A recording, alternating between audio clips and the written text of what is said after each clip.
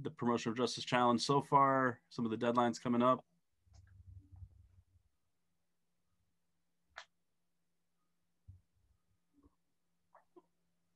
No questions? Any?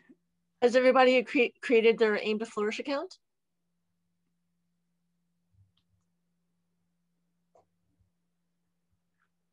No, not yet. Okay. In a previous life, company I worked for, silence meant yes. I'm not sure that's the case here, but I don't think that was our rule. Well, if you guys have any questions, I know we're getting down to the wire. Hopefully you all have identified a company by now and managed to score an interview to get in the door and start talking to the folks. Today we're gonna get you ready for victory, because if you advance into the summer, you'll be making a video this summer, right? As part of the challenge, as step 2 of the challenge. And so there's an art to pre-production of video and planning and getting things ready for digital storytelling. And so that's really what our purpose is today. So we'll give why don't we just get right into it? And because I don't want to waste any of Jeff's time. So students, thanks for joining on a Friday. We hope you're all doing well. And this is our final masterclass / workshop to help support you on this challenge for the promotion of justice. The Givewith team has been an essential part of this program. It really wasn't until we started talking to them and brainstorming that we confirmed the commitment to do this challenge. It really was a huge part of the energy that went into creating this opportunity for you all. So it's really special to have Jeff with us today. He runs the creative side of the operation over there, and as you all saw in the entrepreneurship event last month, when the CEO Paul came in and talked about their mission and their purpose and how they're using business for a force for good at a really high level, right? Rather than focusing on the bottom line, doing it at the top line, using this really neat transaction approach of social value economics. And what I've seen and observed through helping David Choi with their case study and with looking on their website and learning about how they do business is that they're masterful storytellers. Their productions are really, really good. And they're able to say a lot without saying too much and without having to, take an exhausting amount of time to tell a story. They understand the medium. We've asked Jeff to come in today and share some insights and share some of their process, because what we see at the end of the day is a two-minute video and it looks beautiful, but there's a lot of work that goes into that. There's a lot of editing, there's a lot of pre-production and strategy. And so today you guys are really, really fortunate to get the time and the insight from a guy like this. So let's please give him a warm welcome and warm LMU welcome. Thank you, Jeff. Thanks, everyone. Thanks, Jason. Jeff, thanks for having us, having me today. I'm gonna put the screens on and we'll jump right in. But excited to see so many people, really digging into this kind of work. We think it's really meaningful, and we think it's really powerful, and we think it's the future. So it's good to see the future's in good hands. Let me share it up here. Get my video on.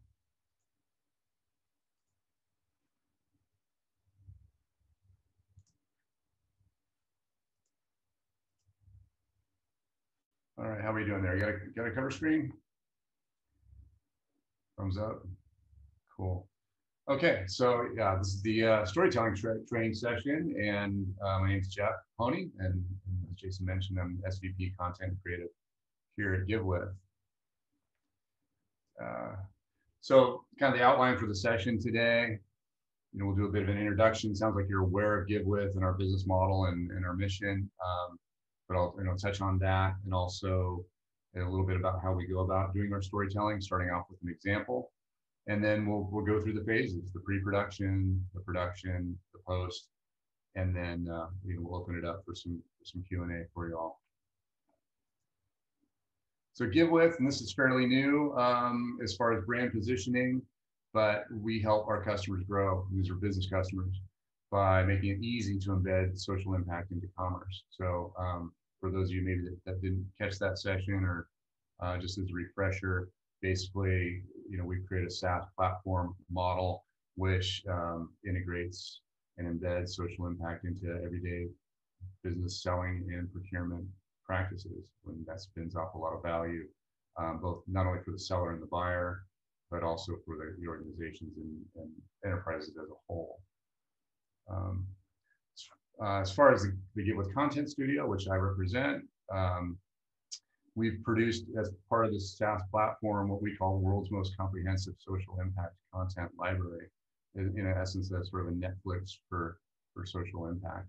And the idea is when corporations do transact using Givewith and generating social impact, funding social impact, not only do they get reporting, but then they get content, ready-made content to basically share with the world, with their stakeholders, the good that's going on and the good that they're a part of making possible. And in doing that, we're collaborating with over 100 nonprofit organizations, running the range of social issue areas and touching on the spectrum of UN SDGs. A few examples, and these are straight from the content library, some what we call digital posters. So these are sort of like context-ready materials, some of our photography, and some of this direct quotes from the people that we interviewed along the way. So this is World Bicycle Relief. They make it possible for people to move around and live their lives more effectively and with better health and better success. Waterkeeper Alliance, doing ocean plastics programs specifically in this case. Feeding America, helping with hunger, security, food insecurity issues around the country. Year Up, an organization that helps people find the right kind of employment and give, especially underserved communities better, more fruitful opportunities. Whiz Kids, this is a really interesting one out of the UK. UK being UK, everyone that needs one gets access to a wheelchair. However, standard issue wheelchairs, there aren't one size fit all. And for this organization, customizes motorized mobility for people of all types and challenges. Clean Cooking Alliance, this is a UN program trying to get clean cooking stoves, help with not only the environment, but women's enterprise, uplifting communities by taking the pressure off of having to basically go out and forage for firewood every day. That was in Guatemala, and this is Rainforest Alliance. We did some work with them down in Peru last year. It was one of our last major travel productions before everything kind of stopped. Pretty amazing. Cool. So we'll start off with an example of a piece that we did the very beginning of 2020. I think this was the final piece that we actually completed production on before everything stopped. So to give you a sense of how we approach storytelling with this massive library and these 100 or so nonprofits that we were working with, it's really important to establish a framework and really just nail down the characteristics that we thought were most effective, most important, and how to do that in an economical and cost-effective way, but also in a way that could span all the pieces and all the nonprofits and all the subject areas that we're covering and provide some consistency. So I'm going to switch screens here, so give me a second if you don't mind.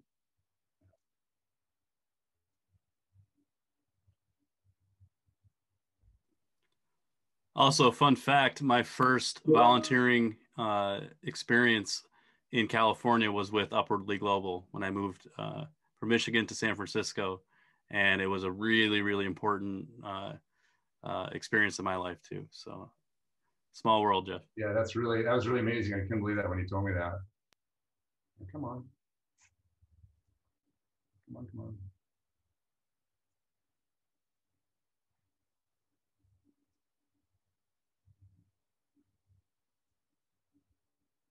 right, here we go.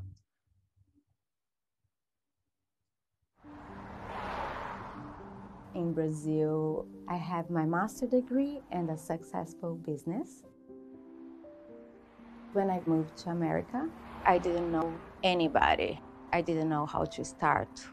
I didn't even know that I was capable to go back to my own field in another country with a different language.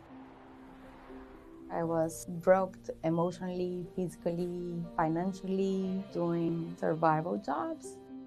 However, I knew I could do something more meaningful and find something that fulfilled my purpose in life. The United States is a country of opportunity. But when people come here to our shores, they're not always met with that opportunity. They lose all self-confidence, but also they lose a sense of their own identity.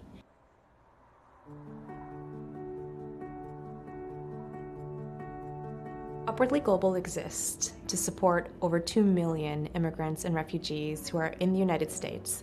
They're work authorized, college educated, but they're unemployed or underemployed, live at working survival jobs.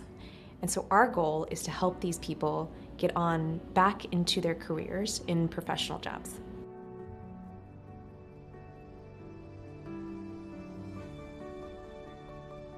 Upwardly Global helps immigrants and refugees in a variety of ways. We provide job seekers with customized job search training.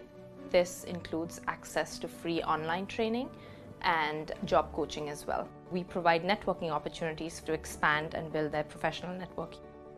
We have mock interview events where our job seekers can practice their interviewing skills with a US professional. This helps the job seeker build a lot of confidence in their experience and also provides them with feedback that they can use to improve.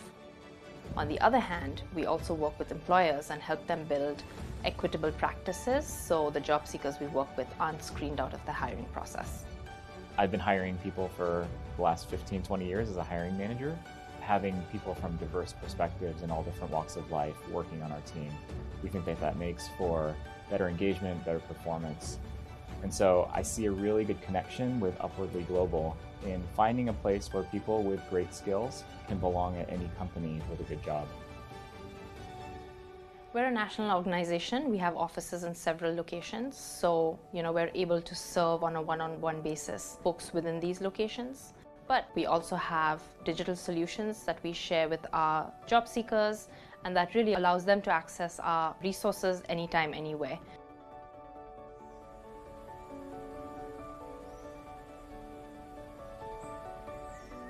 Upwardly Global is an incredibly transformative journey for many of these people because they get to claim their identity back. These are doctors, lawyers, folks with finance and accounting backgrounds. They have global experience, they have resilience. They really bring an ability to innovate and contribute positively to the workplace.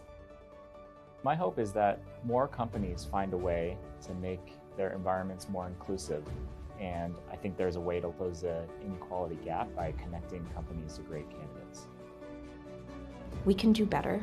And when we do better, it's transformational and it's inspiring. And that is a story that each of us can relate to and is connected to.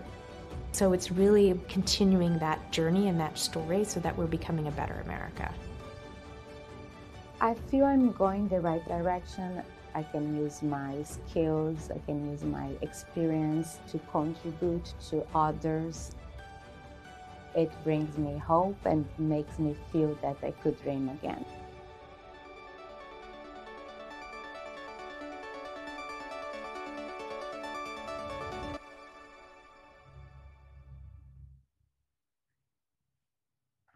All right. Okay, we'll switch it back here. That came across okay, sound and all.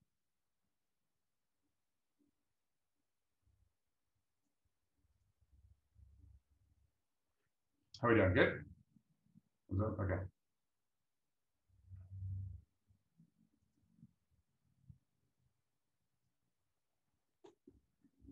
All right.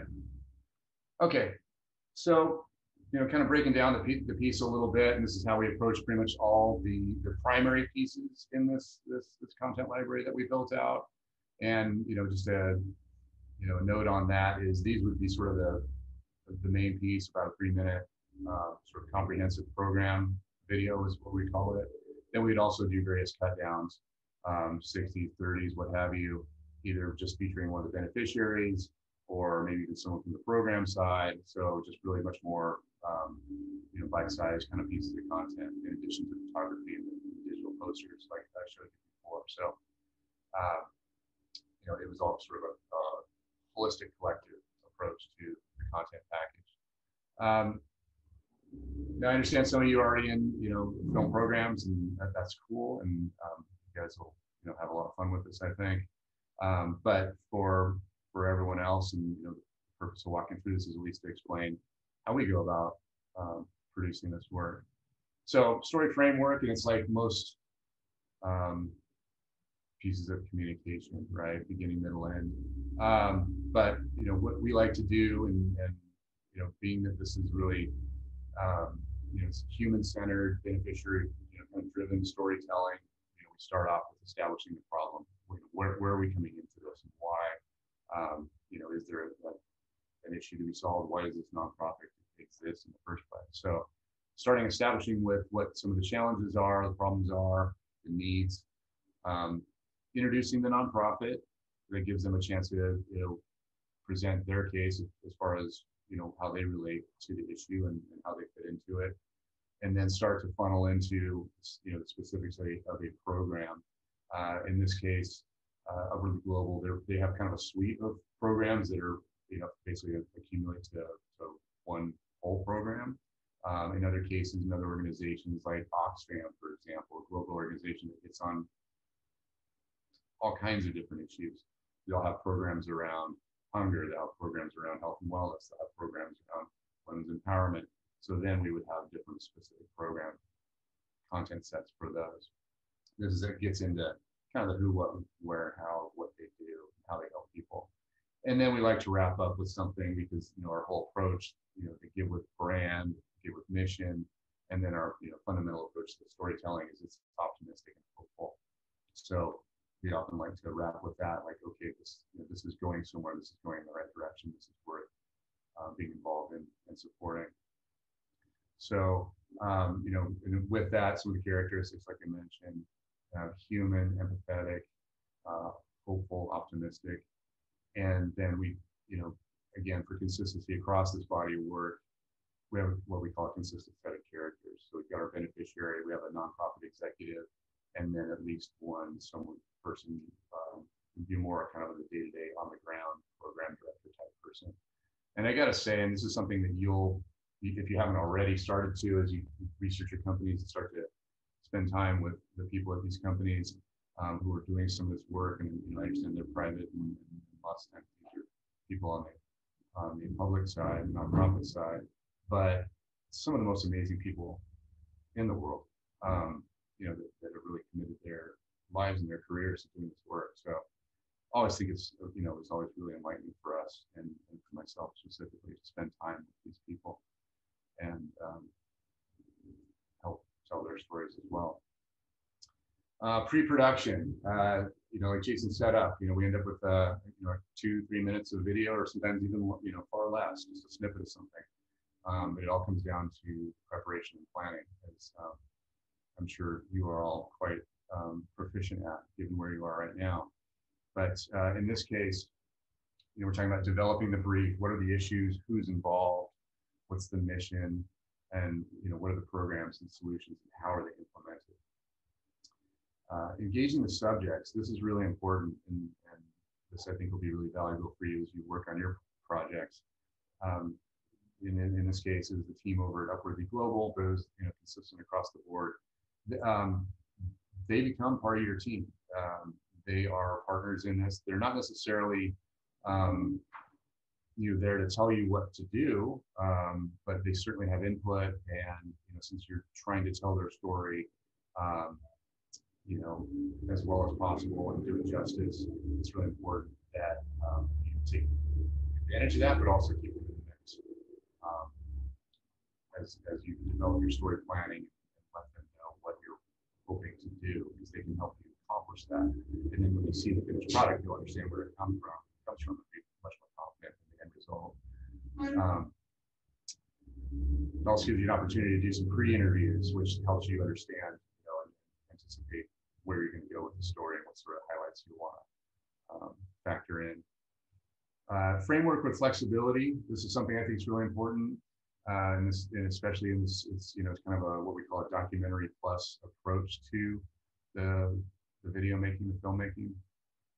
Is have a plan, know where you're going with it, but also understand that you're going to discover things along the way, whether that's a story point or a piece of information about how the program is implemented or how it's changed someone's life, to a location where there's this wall with amazing texture and makes for amazing background.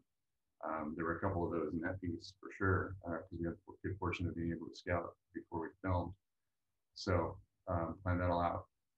And then as far as the format of what we do, as you can see, documentaries, kind of oriented storytelling, interviews, and then also using interviews both on and off camera in a narration sort of role,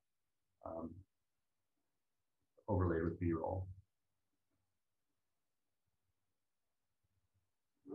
Considerations that you'll need to factor in is, I think it's going to be even more critical in your case, whereas, here we've given access to beneficiaries, and we get to understand them and figure out whose story is going to best represent, what we have to say in a couple minutes, and as well as, their comfort level. You start to get a sense of who feels comfortable being interviewed and telling their story. But also, you also get offered up a lot of opportunities. And so there's some, casting, if you will, that you'll need to do.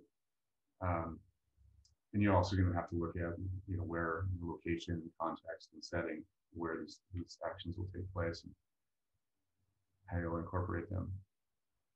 And in our case, this across the beneficiaries and program directors and executives, lots of times they're in different cities. So you have to, I don't know if that'll be something you'll have to deal with, but that's something we had to factor in. So we could split crews and split up shoots for those kinds of things. Something you'll just want to consider and think about and be intentional about is the storytelling elements. What's the voice, who's the voice, what sort of imagery you're going to use. Text and graphics, you saw we use title cards to sort of break up the piece and kind of help, establish what part of the narrative we're in as we work through it, and make sure that people are seeing and hearing the name of the organization and the name of the program. Music and sound, of course, are really important. Developing the brief. So you've done your research and put everything together, and it sounds like you're well on your way on all this kind of activity. But boiling that main message down. This is going to help you keep you focused on your storytelling. There are a lot of directions to go. People are really interesting, typically. So, this helps you maintain focus, maintain concentration on what you really need to get to with your storytelling, with your content. In this case, we have our executive director, and you saw, that's kind of a talking head. We usually don't, in our case, both for so many reasons, logistics and whatnot, executive directors tend to have no time. So, to get them to sit down for an interview was really valuable and useful, and they represent well, and they obviously are really good at telling their organization's story, but we're not typically asking them to do any, on location activity. Beneficiary Claudia, this is, in our case, this kind of person was key. They need to be really comfortable. You need to establish a really nice relationship with them, understand their story, and understand sort of their comfort level of representing their story. And then, like I was saying before, and in this case, it was a program director and also a sort of a third-party partner / beneficiary gentleman who volunteers for Upwardly Global, representing that side of it, because that's an important part of how their program works, connecting people with people that are in the business community. We shot in San Francisco. That was an interesting kind of characteristic there. It was where we had access to the team, but we had to represent, that Upwardly Global is a national organization, not just a San Francisco organization. So you might have noticed that we made sure they said that several times through the piece. And like I mentioned, we produce a suite of materials off of this primary video. If you can, a location scout's really useful, and whether you're on your way to being a professional filmmaker or not, having a chance to see where you're going to be and see where you want to put your characters, or what sort of visual aspects that relate to your storytelling, whether it's the company's headquarters or office, interior offices or what have you. It's good to have a look around and see what's available, and then also see if you can get what maybe isn't available. Because lots of times, organizations say, oh, we've got this great conference room you can film in. And, if any of you have done any of that, that the lighting's terrible and it's just awful. So you have a look around and you say, hey, maybe we could go out in the garden, or, this office looks nice. Can we kick that person out? Ask them to move for a couple hours while we film. So, and that's always been really, really valuable for us, and it just elevates everything significantly. And it also gives you an opportunity to kind of preview where you're going to film, and when you get down to actual scheduling, how to budget your time and movement, especially if locations tend to be, distances apart. Storyboarding, this is really helpful.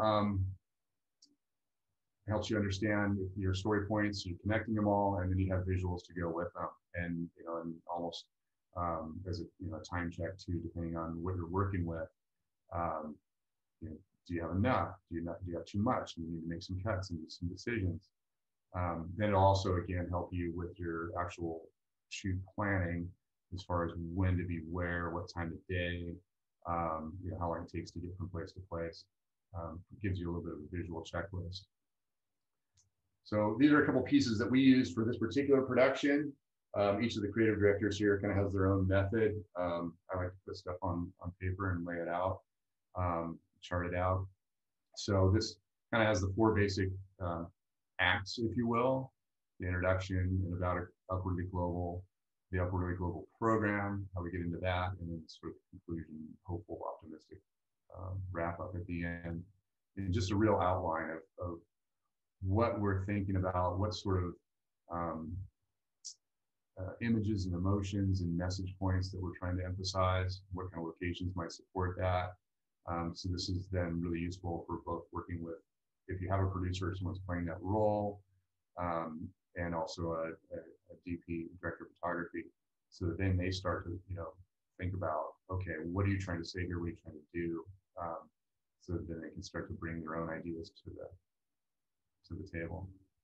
And this is a bit more of, not a traditional storyboard, but a bit more like that, where starting to break down like what actually each character is contributing to the story.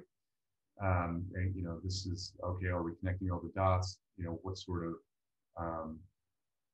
sequencing are we starting to look at? We're spending too much time on so-and-so, or are we lacking a perspective from someone else in a given section? And then starting to lay down some images to it. This is useful both for our internal team, but like I mentioned before, the collaboration with the Upwardly Global team up there, so they start to get a sense of what they're contributing, what we're going to ask them to do, what sort of time requirements that they're signing up for, because you want to make sure that they're on board with it before you show up and someone hasn't booked a meeting for half the day and they're not available. Quality considerations, and again, this goes across the board. These are things we've found helpful, and this isn't necessarily a filmmaking session, but these are things that I think anyone can benefit from, and certainly things that we encounter constantly, especially when you are, you're not locking down a set and are kind of taking what you get and trying to do your best with what the world gives you on a given day. But especially, and I'll get into interviews specifically later, but do what you can to minimize distractions. The whole point of this is to make your subjects look and sound good. So if there's, you want them to sound intelligent, you want them to look good, you want them to feel comfortable with how they're being represented. Basic lighting stuff, one of the techniques that we used a lot, and and this goes back to the, hey, we got a great conference room sort of opportunities, was turn the lights off. Softens things, warms the colors up a bit. Just in general, if you have some nice ambient light, that can do wonders. Hey, Jeff. No budget. Yeah. So for the production stuff and what you're talking about, if they are doing their interviews over Zoom, yeah, because I've got a feeling that it'll be tougher. Some of the companies may give you guys access in person, and always use precaution if you're doing that. I don't want anybody taking any COVID risks for this challenge, but if you do meet in person, this is really helpful advice. But in addition to that, if they do the interviews over Zoom, do you have any experience in that? Have you guys done any virtual type production? We haven't. It just didn't work out that way for us. We were preparing to do that, and then for a variety of reasons, it hasn't happened so much.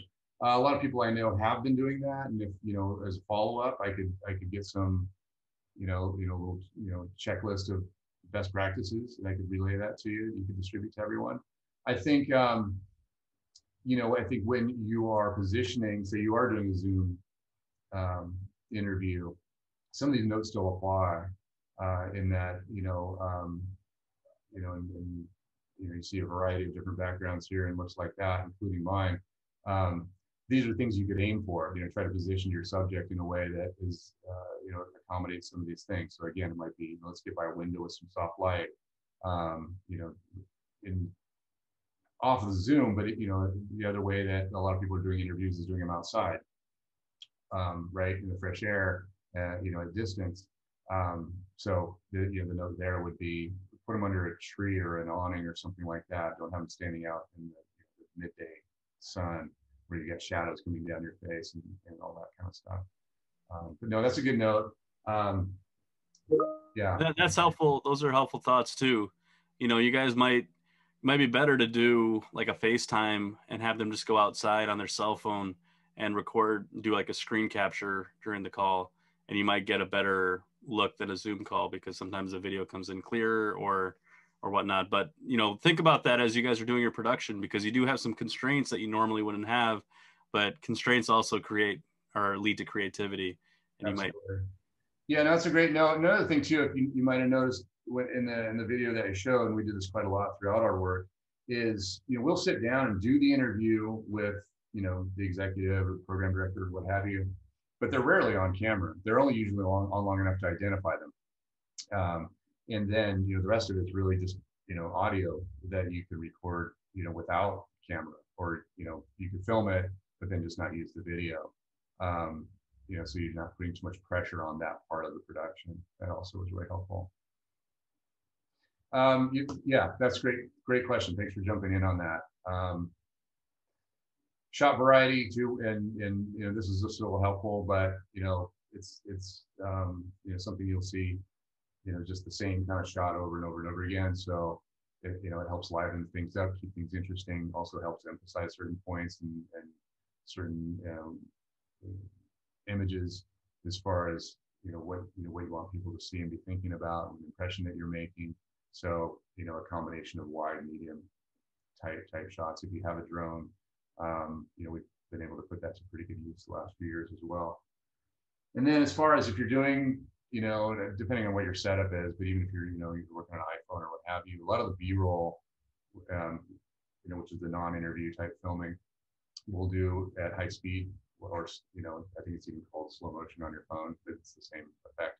But what that does is that smooths things out, so things aren't as jerky and bouncy and all that. It's just easier on the viewer, and takes pressure off of your capabilities if that's not something you're set up to do. On the interviews, if you do this, getting to that, and if you do it, on Zoom or on an iPhone or what have you, if you're going to do sort of the convention of the lower third, which is the ID,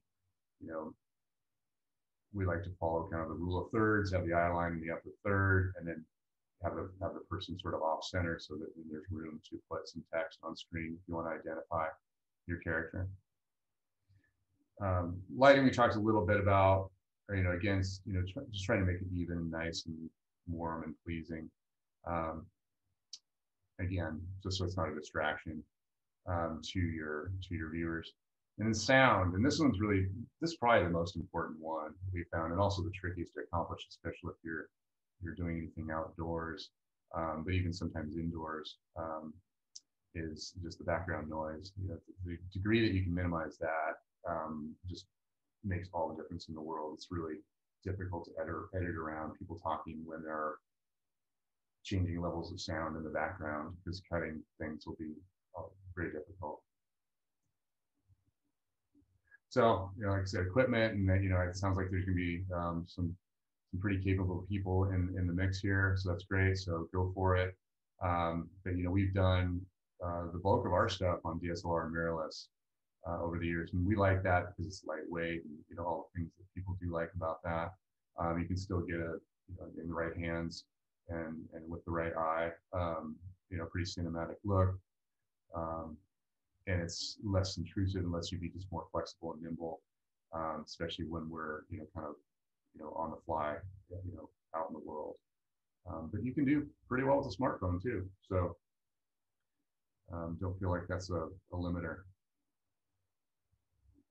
Speaking of COVID and Zoom calls and whatnot, obviously, you can't talk about production without talking about being careful, being respectful, doing the right thing. But also, beyond COVID, situational awareness. You're likely going to be out in the world or in people's private spaces. So, be careful. Don't get run over. Don't, be respectful of people's property and things like that. And then as far as and I don't know if you guys will get into this because you're focusing more on the companies that are, that are looking to foster and support and promote social justice. But if you are getting involved in people's personal lives or situations, on a sort of on the social impact side of things, on the nonprofit organization side of things, it can be sensitive, and just you gotta be respectful of that. And most of that stuff you can cover up in the pre-production conversations that you have, but always be kind of aware that that's a very present element, and be sensitive and be alert to those kinds of things. Editing, again, a couple different ways at it, depending on who you have editing and what your capabilities are. But one of the great places to start is with a paper edit. You just transcribe the interviews, lay it out, like you're writing a story, and just kind of cut and paste pieces until you get what you feel like covers the points that you need to cover, and accommodates the humanity and incorporates the humanity that you want to convey. Then lots of editors then will do a radio edit, which is basically taking those interview clips, voiceover clips, laying them out, and then starting to fold in the visuals, the B-roll on top of that to help bring the story to life and visually represent that with the imagery that you've gotten. And then review and refine. So it's like anything, like the proposals and the presentations that you're putting together, your business models, your essays, what have you. Let people see it. When once you're good with it, let people see it. It'll really help you understand if you're succeeding in delivering your message, and then refine it. And again, take it as input. You guys are the creators and the directors. You don't have to agree with what you get, but at least you're aware of how people are reacting to the material that you're putting together. So, a little summary. Focus on the main message. Develop an outline. It gives you, a framework to work from. Get in with the people that you're going to be spending time with. Make sure they're on your side, and they know that you're on their side. They're collaborators for sure. Keep it focused, and yet you maintain some flexibility. Some stuff will come to your way that you won't anticipate, and it'll turn something really good into something magic. And then refine, and enjoy the process. It's fun. So and then Q&A. Awesome. Thank you, Jeff. Thanks. Can I ask a question? We'll get to the students in a second. I got one question I want to ask. So you've been on all these productions and you've worked on, you know, all these different stages of the process. Like, what are some of the culprits of chaos? Like when a production gets out of control, or, you know, it becomes a headache or a nightmare to work on. What are the things that people do, or that these students should avoid doing to find themselves in a nightmare situation? Great question. Great question. I think hopefully, yeah, the idea is to anticipate and head off the nightmare situations, right? And I think that's a clear understanding of people's roles. You know, you guys are on teams. You know, you're all, you know, motivated and you know, creative and have a lot to say and have a lot to input. But you know, that's actually a great question. We go out on shoots we had 3 creative directors here, and lots of times we would all go out together, but we understood who was playing what role on a given day. So who's actually the director? You know, who's maybe focused more on still photography or aerial photography, or you know, the actual, you know, film camera. We all, you know, continue to collaborate throughout the process, but it was really important to understand who was the director on a given day. So that, you know, helps you manage the process, keep things orderly, have, you know, at least an understanding and agreement of, you know, how the decisions are going to be made. So I think that's a, you know, that's a good question, and that's a good place to start on that. You know, beyond that, I think the thing you know, I emphasized a couple times is really, and again, involving your subjects to the degree that they understand what you're trying to do. They you know, get them to a point where they're on your team. They're helping you accomplish what you're trying to do because they understand that it's benefiting them, and things will go a lot more smoothly. If you know, if they're, you know, feel like they, you know, are caught off guard by what you're trying to accomplish or how you're going about it, or you know, you know, the resources asked that you're making, like, oh, you know, we need your executive for an hour, not 5 minutes, right? If you want this to be good, we need him to sit down for an hour, you know, those kinds of things. That's when, if they're not understood up front, or managed, you know, through the process, then those can go sideways pretty quickly, and you'll lose people, and then you've got potentially unhappy people on the other side, and you're also scrambling to figure out what to do, and that doesn't represent well either. So, good question. Thanks. So I think the students start having some questions. Niku, do you have a question? Hi, thank you everyone. So if I got it correctly, Mr. Jeffrey, Yes. so for the you mentioned that to have someone in a center, I wasn't quite sure what does that really mean, and how would I apply that in like a technology kind of setting. I never really kind of saw that. Is there a way that you could show me visually or explain that more? Absolutely, great question. Okay, so you look around, we're all kind of sitting here right in the middle, you know, and my eye line's low, right? So it's not very well art directed, but there's, yeah, I'm not at my usual desk. There you go. So yeah, in case you would position someone like how I am now.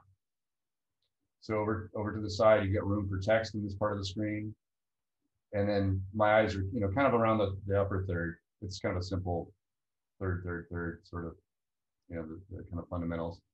And that usually, you don't want people too low, you know, because they're like, where do they go, you know, and too high, you kind of start to wonder, like, where the, you know, sometimes you'll see this, and again, because you're making room below, but you know, somewhere in this range is pretty safe. This one is, sorry. Oh, go ahead. Just real quick, and that's for basically having it taught where we could write a sentence in the next to the persons who we are videotaping, correct? Is that the purpose basically for also and looking good?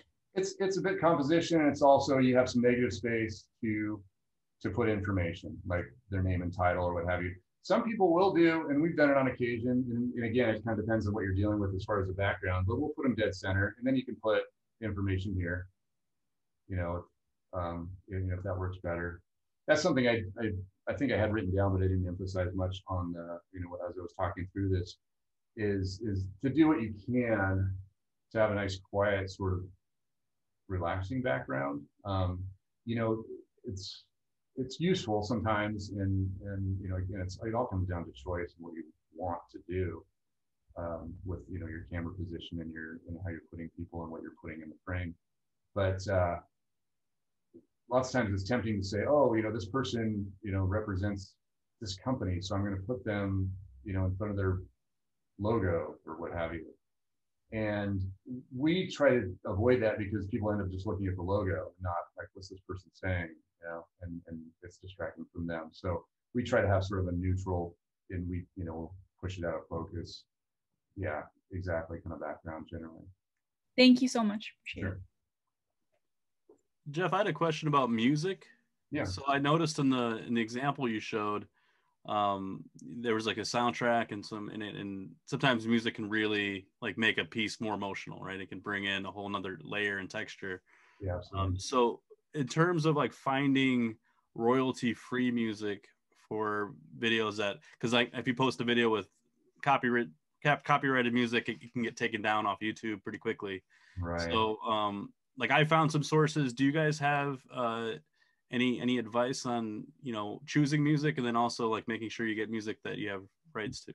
Yeah, great question. I apologize for not completely anticipating that one and doing some background homework on that. As far as sources, we've been using, and you could tell, it's stock music that we're using, licensed, because we're doing this for hundreds of videos, so we can't commission orchestras for each one. But so our grid is the one we've been using, and I would hope, I imagine, they may have some sort of a student program, possibly.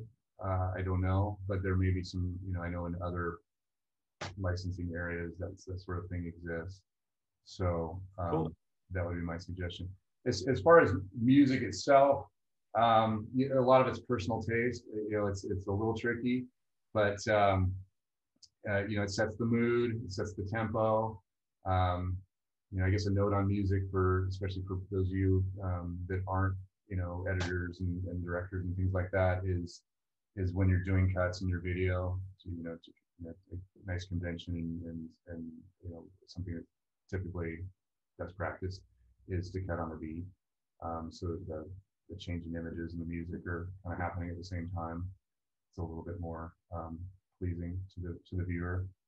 But we use a lot of they're the genres. So we and because these pieces intentionally had to serve a broad audience, and basically a corporate audience, but also be respectful and responsible and do right by our nonprofit partners.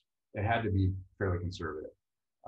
So we kind of the safe classical jazz, acoustic kind of thing. And again, these are stories about people and improving their lives. So we want the music to support the mood and the environment, and the context and the content, but at the same time kind of stay in the background. Not be about the music. Yeah. Awesome. Yeah. Great advice. And also for the students, if you notice the sample video that we saw, it's beautiful images. It was cut really well, but it's probably, you don't need a high-end video editor software to do something like that, right? You can make really good quality edits just using iMovie. If you're thoughtful about it, if you've done the pre-production, if you've got good lighting and you've taken some time to get a good audio, you can make iMovie videos look really good. And sometimes less is more too, like not playing around with all the transitions and filters can actually make the video look more professional. Yeah, great summary. Yeah, I agree. Couldn't agree more. And I said, in our case, in the pieces that I directed, I tend to, go for the handheld DSLR mirrorless approach. We did some terrific stuff too with, the full cameras on, sliders and rails and all that kind of stuff, and they come out beautifully. But the main reason those pieces worked is because we thought about what we were going to put in front of the camera. Yeah. Other questions from the students? So when interviewing someone, how do you make sure that you're asking the right questions, right? Because once that interview is over, you can't go back and interview them twice. So how do you make sure you come pre-prepared? Right, great question. Well, I think, part of it is that sort of preliminary sketch of a script, if you will. I could show you examples of that, but that was, I would go to almost that length on certain ones to say, okay, what do I want them to say based on the research I've done and my understanding and the conversations with them, and understanding our framework for this kind of storytelling, essentially what will they say, and then back into what questions get them to hit those notes. Lots of times too, you'll find, if you haven't already, that when people understand they're going to be interviewed, they want to prepare, right? That's what we do. And that's great. And so we would typically send them a very basic set of prompts. These are the things we're going to ask you about. And I think this will apply to the work you're doing as well, is you're not asking them to perform for you. You're asking them to tell you what they know, right? You're just trying to help them say it and make sure that you're getting the pieces in a way that will connect from point to point. So we typically wouldn't give them the exact questions ahead of time, because lots of times, and this is, an admirable characteristic, that people want to be prepared. So they would then rehearse and practice and write out the responses. And again, that's great, but that's not what we really want, because then it comes off as stiff and you kind of lose those qualities that we're looking for in these pieces that we're doing. So to get back to your question, lay out what you want, basically what you think you want to say, provide some prompts that will help you get there, and then be prepared to hear something you didn't anticipate and figure out how to factor that in. Sometimes it's good too to ask a couple really easy questions leading into the interview, just to get them to be comfortable, because sometimes people aren't that thrilled to be on camera, or they got some nerves.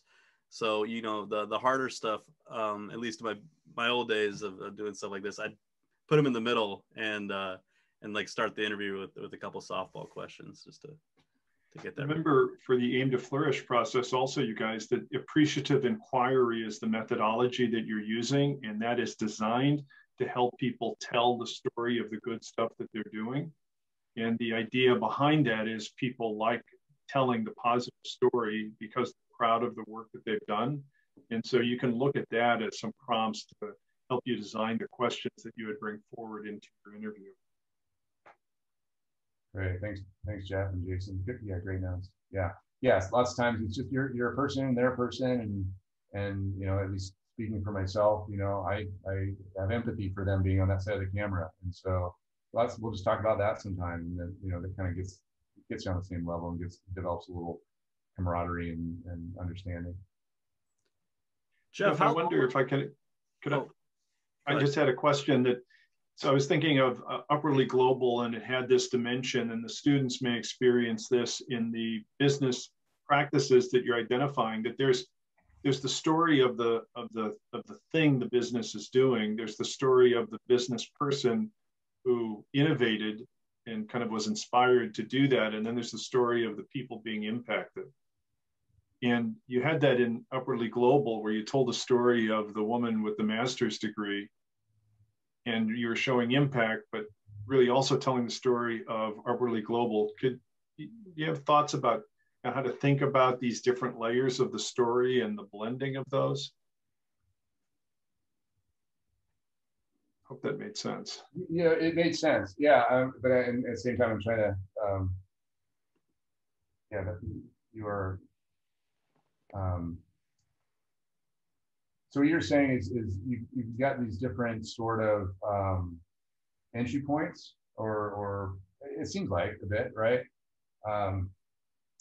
So I think, there are different ways you could go at that. The introduction section that we had was focused on the woman, because then she's sort of the embodiment of the immigrant refugee experience coming to the States and being underemployed, and needing some support and guidance and recontinuing her professional career. So I think, one way at that may be, you have almost, complementary introductory points, that may seem like, how do these fit together, right? I'm hearing from this person talk about this issue from one perspective, another from another perspective, and then possibly a third from their perspective, and then bring it, show how those come together through these organizations that you're profiling and the initiatives that they're embarking on. Thank you. Yeah, and you guys have a lot of freedom with, you're going to be writing the story, and then you have some time to decide how you want to tell it visually, but, have some intentionality. Don't just do what the obvious thing to do is with your storytelling. You can come at it with a different angle. The whole goal of this is to share empathy. You want the viewer to see this and feel like they're a part of that organization, that they want to be a part of that organization, that there's something about that that's really special and speaks to them. How much time do you think a video should be, Jeff? I know we're running to the end of the hour, but in terms of just like the final product when they're done with this thing, what would be like a good goal for time limit based on the audience attention? And I think we found to be, we discussed this a lot, quite a bit over the past few years, and there's a lot of pressure, especially from the marketing team. I'll give us, something for TikTok, but what we found, especially with the kinds of pieces that we're doing, certainly, like I mentioned, we did cut downs. Like in 30 seconds, you get a pretty good sense of this coffee farmer in Peru and what his contribution to preserve farming sustainably and preserving the rainforest and all the things that go with that, what that means. You get a pretty good sense of that in a few seconds. But what we also found is if the story's there, there's no reason to force it into some sort of short, compact form. But having said that, I think maybe 5-8 minutes is probably as long as we've gone. And for a variety of reasons. I think the other part of it is we, that was enough for the stories that we were telling, and the sort of access and time that we could spend on it. We were never not setting out to do full-on documentaries. We certainly could, and I would love to do one day. But I think when you start to get around 5 minutes, if it's not really packed in with some really interesting stuff, and like you said, you've got these different parties coming together, so maybe it'll take a little more time to kind of let that take shape and breathe. But I'd say as a ballpark, I think 5 minutes probably at the outer limit. 3 minutes is kind of our 2.5, 3 minutes is kind of our sweet spot. Okay, that's great advice. And to the students, just remember, as you're planning this thing out, as you're editing it, as you're producing it, we take a human-centered design approach, right, to our entrepreneurship program. And the same goes to this, that the more you can think of the person who's watching the content, it really helps with your decisions on what to cut. And it gets hard when you have like a great 1 hour interview and you have to cut that down to 3 minutes. It's a hard thing to do, but trust your instincts, and just keep thinking about the viewer, and know that your objective is to help the story get told. And by sacrificing parts of it, you're helping the story actually, find more viewership. We've reached the end of the hour, and I just want to thank Jeff on behalf of LMU for coming in and sponsoring this event. We have the teams are represented. We have other members of the team that are going to watch the recording of this. Sorry they couldn't be with us here live, but they will tune in and get a lot out of the great information that you've shared. And Jeff Thies, Professor Thies, do you want to add anything? No, just one final thing. Just thank you, Jeff, so very much, and really appreciate both the support and the insight. With the companies that you're interviewing, the recording that you're doing and what you're producing, that should be something that they have as a benefit to them as well. So that may be part of what you find yourself negotiating, because they might have marketing purposes and want to give some influence to that. But it seems to me that they should know that what they're getting out of this is not just LMU profiling, their great practice, but they should get a video that they can use for their own benefit as well. That's one of the reciprocal benefits of this. So be thinking about that as you're negotiating that with your businesses. And part of that storytelling could be you narrating part of it as well, as you interview them, as you display them, like, you know, record your own voice. And some of these production tips that you've been given can also be in use if you want to bring yourself into the story or your team into the story in some way. So this is an expression of creativity and storytelling. You guys have been given some great tips tonight, and I want to wish everybody a great weekend ahead.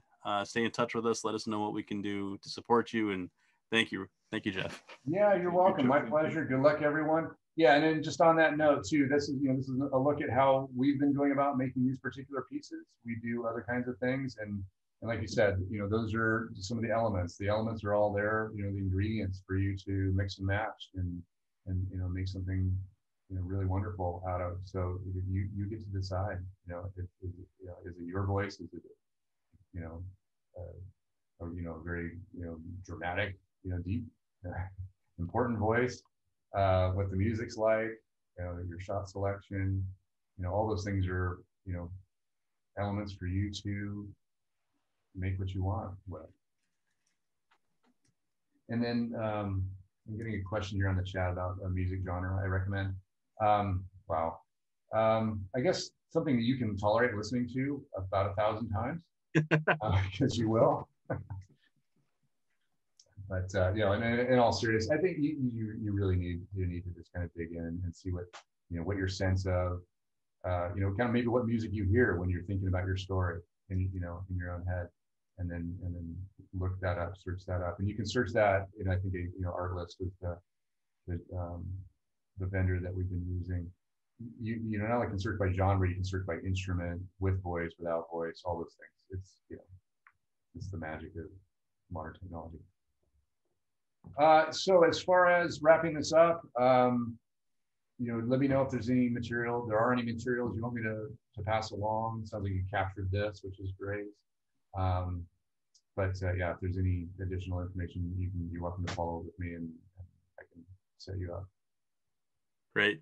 Yeah. And we'll share the recording with you guys as soon as we get it. That being said, have a great weekend, everyone. Yes, and thank you. You're welcome. Most welcome. Good luck with everything. Take care. Bye. Bye. Thanks, Jeff.